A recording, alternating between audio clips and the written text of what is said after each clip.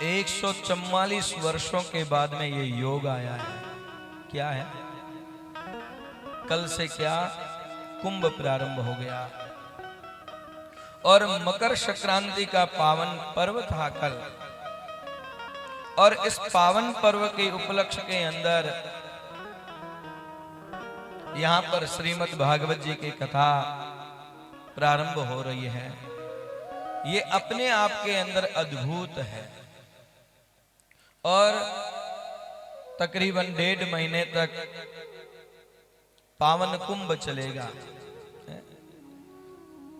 और मैं आप सबको कुंभ के अंदर स्नान करने के लिए प्रेरित कर रहा हूं कि एक बार आप इस 1-1.5 महीने के अंदर जब भी समय मिले तो एक बार कुंभ के अंदर जाकर के डुबकी जरूर लगाना।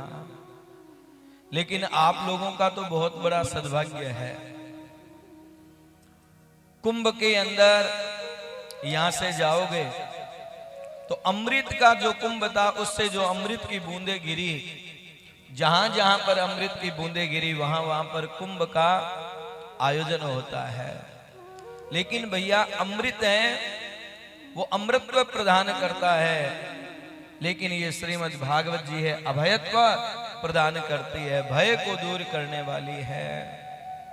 तो पहले भागवत जी की कथा श्रवण कर लो और जब यदि समय मिल जाए तो एक बार प्रयागराज के अंदर जाकर के एक डुबकी जरूर लगाना, क्योंकि ऐसा सुअवसर पुनः प्राप्त होने वाला नहीं है। ये जो कुंभ है ना, ये कुंभ नहीं है, महाकुंभ है।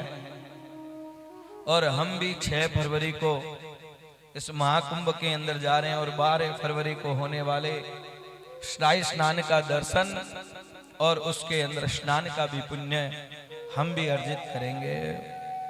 स्कंद पुराण के अंदर तो बहुत सुंदर आया है, तान्ये वय पुमान योगे सोमृत्वाय कल्पते देवानमन्ति तत्र स्थान यथारंका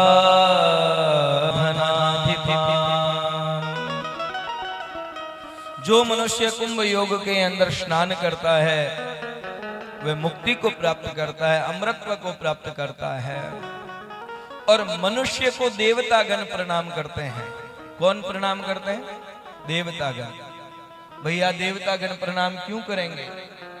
जैसे कोई धनाढ्य व्यक्ति होता है उसको निर्धन प्रणाम करता है, उसी प्रकार जो व्यक्ति कुंभ के अंदर स्नान कर लेता है वो भैया उसकी स्तुति देवताओं की दृष्टि के अंदर बहुत ऊंची हो जाती है। इसलिए जो मनुष्य इस कली काल के अंदर महाकुंभ के अंदर स्नान करता है उसको देवता भी आकाश मंडल से वंदन करते हैं, प्रणाम करते हैं। सहस्त्रम कार्तिके स्नानम माघे स्नान शतानि च वैशाखे नर्मदा कोटे कुंभ स्नानेन तत्फलम्। स्कंद पुराण के अंदर बहुत सुंदर वर्णन आया है।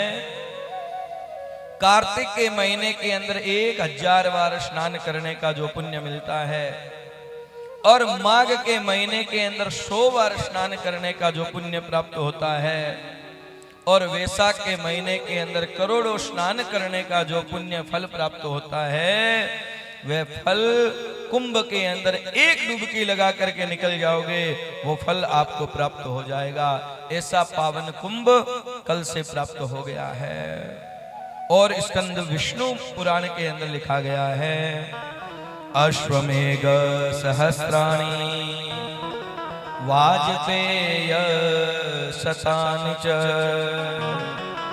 लक्षं प्रदक्षिणा भूमे कुंभ स्नानेन तत्फलम्। 1000 अश्वमेघ के यज्ञ का जो फल है, 100 वाजपेयी यज्ञ का जो फल है और 1,00,000 बार भूमि परिक्रमा करने का जो फल है वो फल कुंभ के अंदर एक डुबकी लगाने से इस कली काल के अंदर जीव को प्राप्त हो जाता है। इतनी कुंभ की महिमा है। तो भागवत जी की कथा से पहले मैं आपको कुंभ के बारे में क्यों बता रहा हूं, क्योंकि अभी जो समय चल रहा है ना, ये अमृतत्व को देने वाला समय है, अभयत्व को देने वाला समय है। और एक तो कुंभ का पर्व प्रारंभ हुआ है, और दूसरी बात जगन्नाथ भगवान की पावन भूमि से हमें आपको कथा श्रवण करने का, सुनाने का, कहने का सुअवसर प्राप्त हुआ है। ये अपने आप में कम फल को देने वाला नहीं है।